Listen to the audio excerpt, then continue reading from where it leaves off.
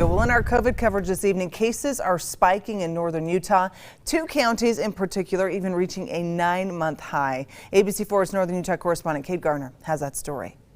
We have been seeing a growth trend over the last week or so, which is unfortunate. Amy Carter with Weber Morgan Health Department says COVID-19 cases are increasing across both counties. We actually anticipated to see some higher numbers in September and October. The department's COVID dashboard shows more than 3,800 new cases in September and more than 4,000 cases in October. We actually did better on our higher numbers than we anticipated that worst case scenario to be. Cases didn't reach the projected high, but this is still about 4 times higher than the average case count during the spring months and is the highest it's been since January. Carter says there are a few reasons why. We start back to school, and we have colder weather that comes in. So we have a lot of people who are now, indoors and spending a lot of time closer to each other. She says another factor is the Delta variant, as the majority of our COVID-19 infections that we're seeing. Carter says 15 to 44-year-olds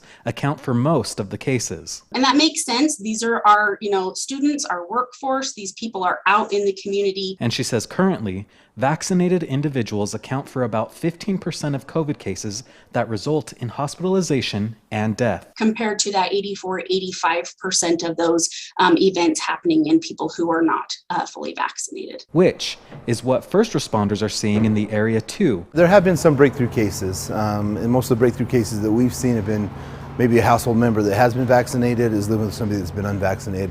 So I would still say it's really a pandemic for the unvaccinated. In Ogden, Kate Garner, ABC4 News. All right, thank you, Kate. Carter telling ABC4 News that the health department expects to see cases increase as we continue through the holidays.